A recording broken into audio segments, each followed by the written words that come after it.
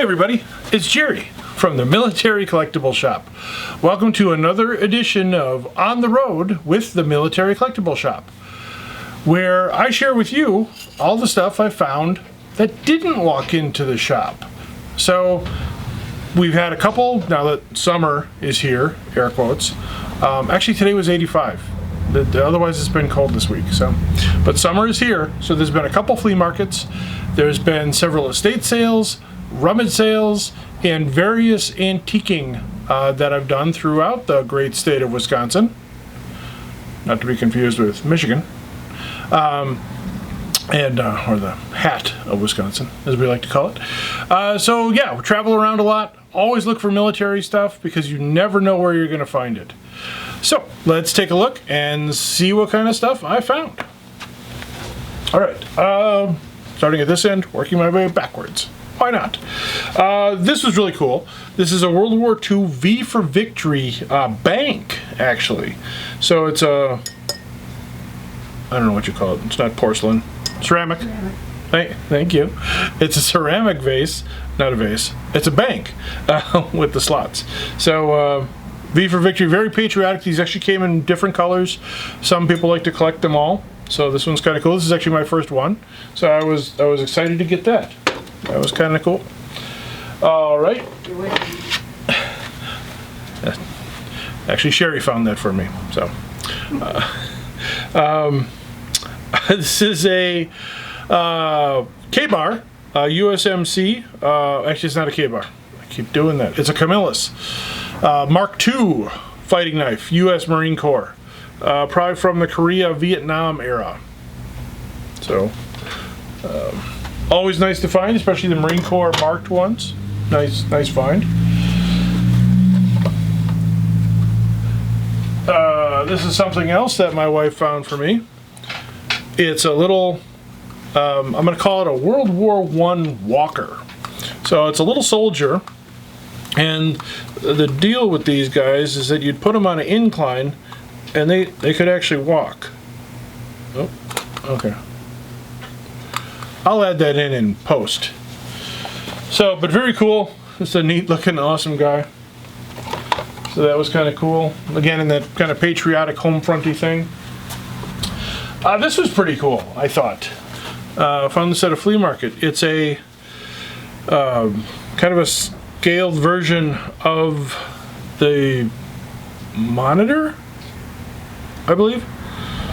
Civil War naval battles for 200, please. But a neat wood model of the Monitor. Or does the Monitor, one of them has the turret. Is that the Merrimack? I don't know, but I know all you guys are yelling at your computers right now saying this guy doesn't know what he's talking about.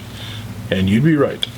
But just a cool kind of folk art version of that. I really like it, especially with all the guns hanging out of it. That's cool.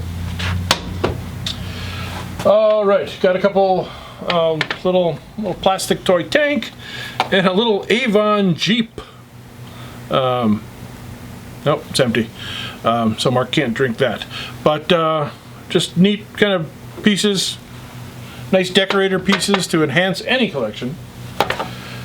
All right, going to some ephemera. Ephemera is paper stuff. So I just picked these up recently.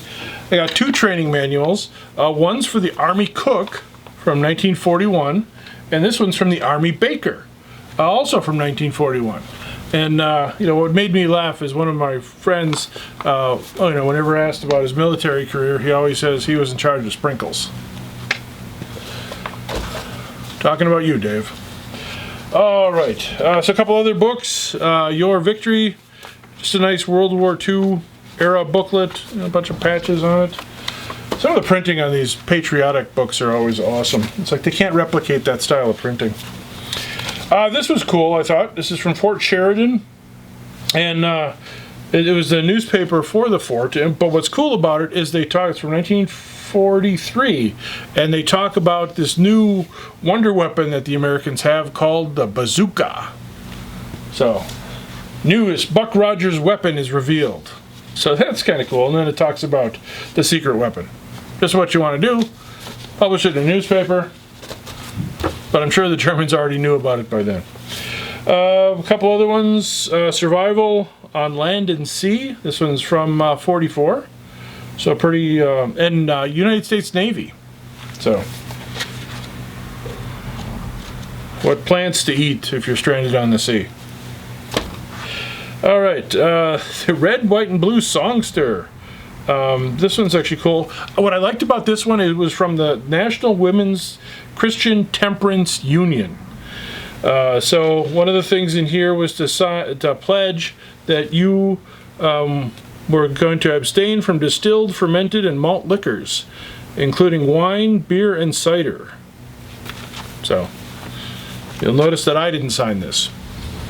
But a neat songbook from the, I'm going to call it the pre-Prohibition era. All right, Ranger Training from 1957, another technical manual.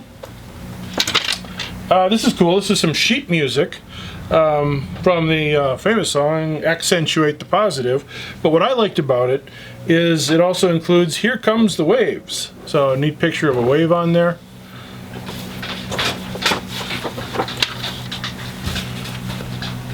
I'd say join the Navy and ride the waves, but my wife's here, so I can't.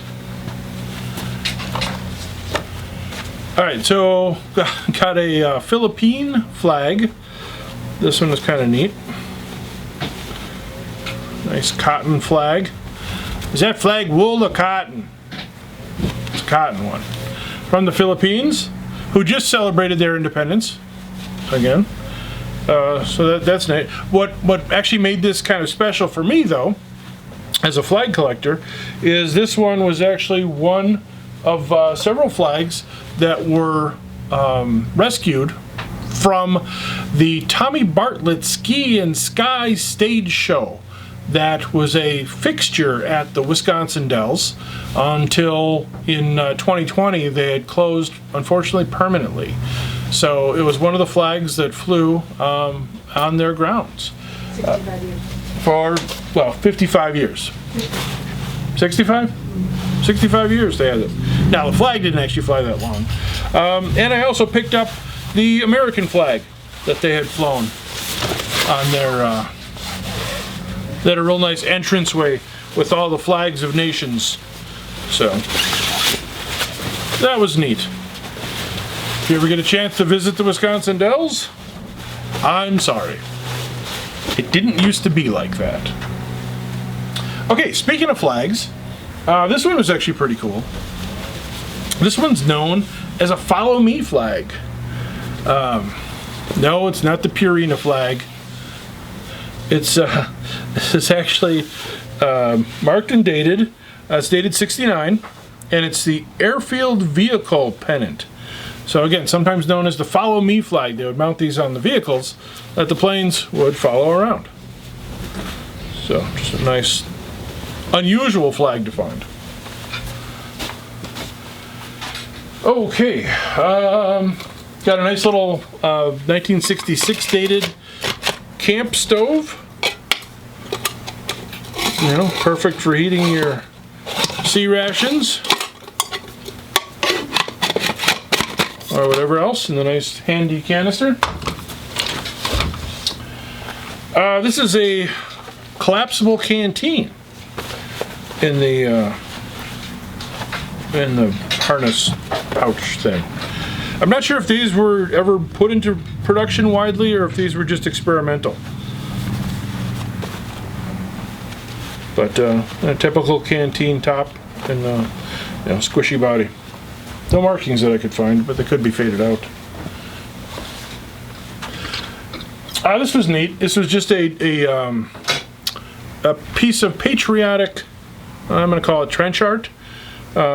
Patriotic folk art, maybe, if you will. But a nice flag and eagle, kind of cut and dated and marked on the back from the 40s. So that was neat. Just a little Bradley assault vehicle. Cool. Who doesn't like tanks? All right. Got some patches.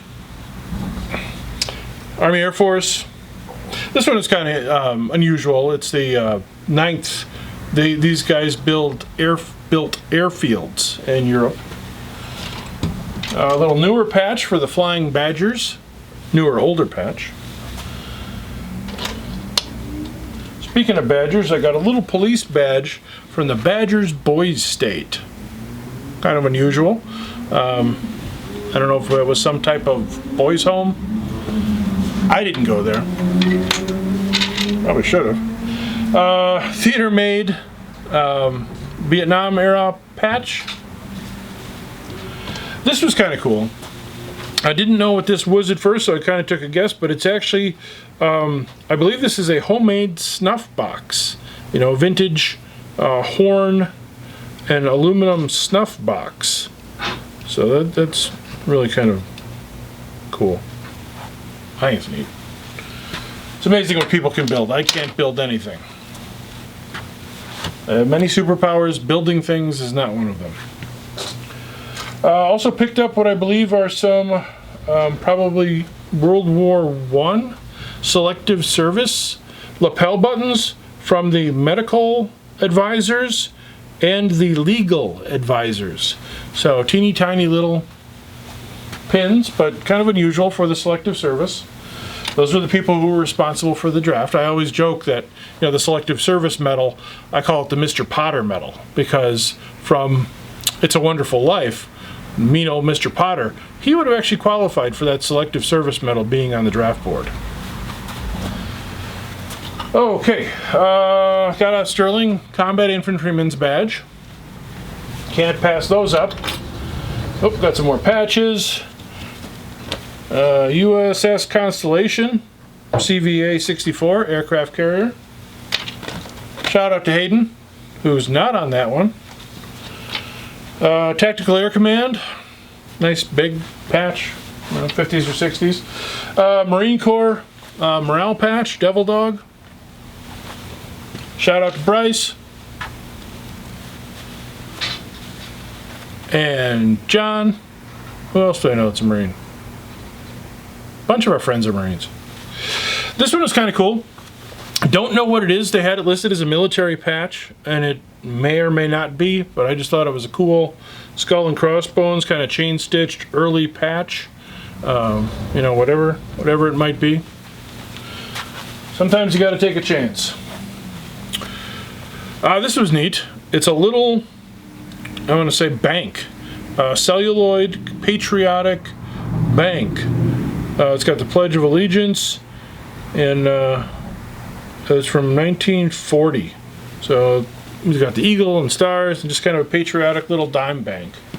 So that's cool. Got an airborne wrist compass, minus the wrist strap. Oh, more patches. Got a bunch of 2nd Division. Always nice. One of the reenacting units here is from the 2nd Division. So these patches are always popular with them. Alright, got a bag of toy soldiers. Who doesn't like little green army men? But there's little green ones, little blue ones, all kinds of them in here. Got to sort through them. See if there's anything interesting. Got a nice helmet liner. A lot of times when you see these white white civil defense helmet liners, you look inside because a lot of times they're actually World War II helmet liners with the early OD webbing. And this one was in Westinghouse. So, and a decent, really nice chin strap actually. Post-war chin strap, but still, I'm not complaining. This is neat. It's a 32nd Division Infantry book, and from 1961-62. And what's especially cool is Mark's dad is actually in this book. So I'm not going to bore you with trying to find him, but just trust us that he is in here.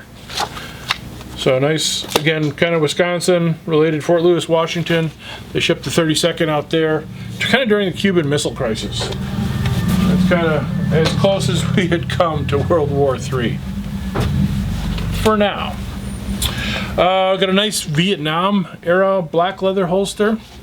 Just real clean, 45. A couple books, Badges and Insignia of the Third Reich. This is one by Davis. Always like the Davis stuff. Some people find it a little simplistic, but I find it a very handy reference, especially if you're trying to find some of the more obscure different pieces. Still a handy reference. Highly recommend it. This one is cool. It's a period engineer amphibious troops Organization of the Far Shore book from 1943. And what I especially like about this one, yeah, 43, is it actually has a lot of information on the ducks. Now the ducks are an amphibious land vehicle that you'll also find at the Wisconsin Dells. So we're just up there over the past weekend, and we were able to actually ride in the World War II ducks. So it's really cool. Anytime I find duck-related stuff, aces. All right, this is kind of neat. I didn't know these actually existed, but this is a reproduction World War I gas mask bag, you know, for reenactors. Why not? Never saw one before, but I got one now. This is kind of a cool helmet. Vexed me a little bit. Still vexes me. It's got some type of tactical markings on the back, and it's got kind of the Korean War era sergeant striping on the decal on the front. The liner is a much newer liner, but it's got the nice sewn straps and the early hardware. So it's actually, this is a front seam, but it's obviously been repainted, you know, probably again from the Korean era, but I don't know what the tactical markings mean, if that just has to do with the rank or what. So, hey, Sergeant Durango, what do you know about this one?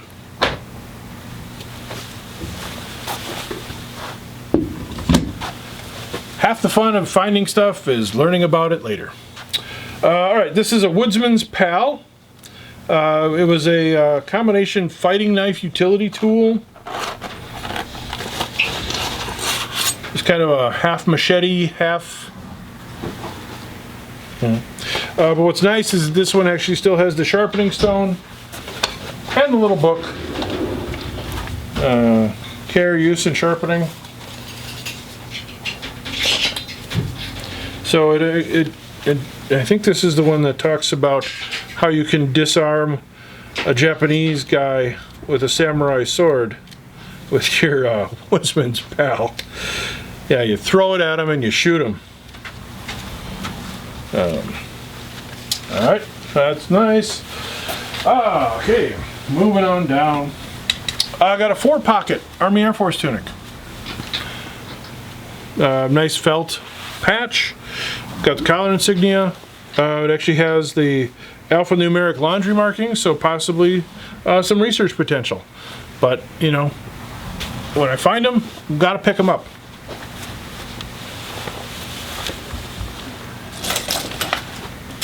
Speaking of collapsible canteens, this is a Desert Storm version of one, or Desert sometime. Not completely sure when this one's dated from. Now I know. 2003. But just nice to find in the desert. More and more kids are collecting and even reenacting the Desert War stuff now. So it's cool that it's becoming popular.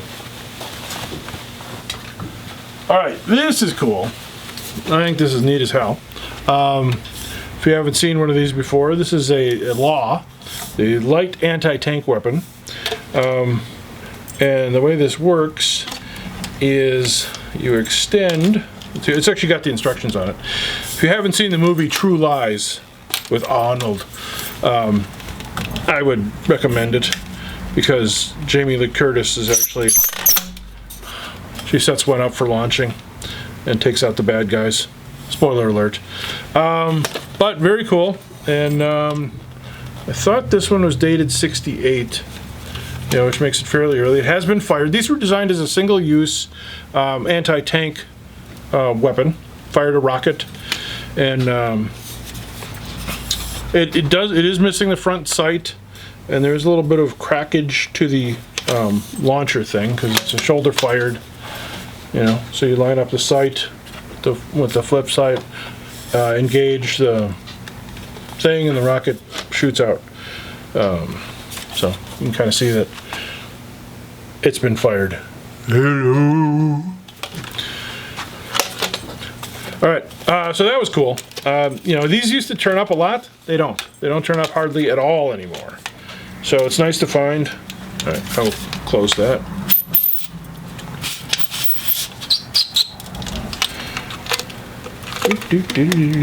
I know what I'm doing.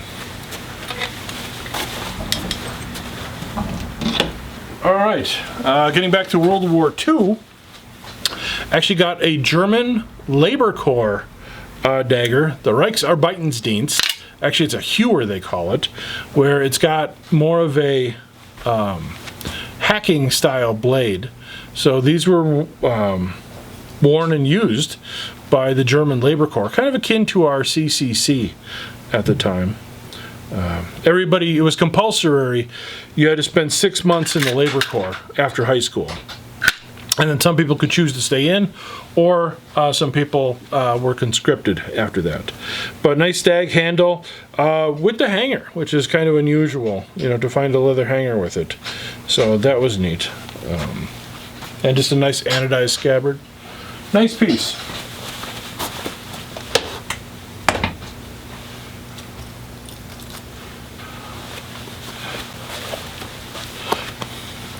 And we did get another puppet. Hello. You're not completely sure what we're gonna be doing with her yet, but hopefully she'll make an appearance sometime soon.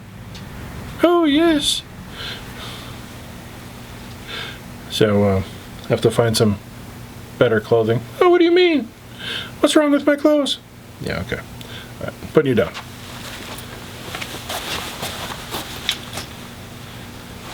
And last but not least, and I actually stabbed myself in the arm with this because I've been driving around with it for 2 weeks, but it's a Polish flag. As I like to say, I'm only Polish on my mother's side.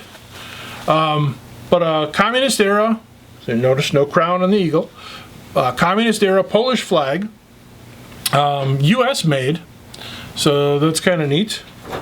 And it's on what is actually a U.S. military guidon or regimental flagpole, an early one, because the later ones were two-piece, so you could take them apart, and they weren't so unwieldy as this one. So that was cool. So not only did I get a neat flag, I got a neat flagpole with the typical spear tip finial on it. So always nice. I always have a dearth of guidons or regimental flags to display. So that was cool. Got some other stuff. Got a parachute harness. You know, picked up other few little doodads and one last thing. Found some Super Bowls. Some of you know that I collect Super Bowls. It's just a random thing. You can find them cheap, and they're kind of fun, and I got a glass thing at work. I throw them in, and they're pretty. So it's always kind of fun just to find them. Vintage ones, new ones, whatever. They're cool. All right. So I hope you enjoyed this little foray. Thanks for coming along the trip with me. As always, if you haven't subscribed, please subscribe so you'll get updates on the what's new at the Military Collectible Shop, where we share with you the stuff that's actually come through the door at the shop, not the stuff I gotta go hunt down and find. And we also have our 101 series, where we talk about topics that are of interest to you that you want to learn more about. So if there's anything that you want to learn more about, let us know, and we can see if we can cover it. Mark was going to be doing one on German badges, and but if there's anything else you want to cover, if you look back at some of our older videos, I did one on U.S. helmets and one on German helmets. I think I did one on, I'm not sure what else I did. Go back, look at some of our old videos. There's a whole mess of them. But be sure to subscribe. Check us out on Facebook. Follow us there. Check out our eBay listings under Mr. Jerry. And as always, visit the website. Lots of cool stuff going on the website. Sherry's putting stuff away now as we speak, so a whole bunch of more stuff has been added to the website. Stuff's going on daily. So thanks for joining me. Until next time, I'm Jerry, and you are on the road with the Military Collectible Shop.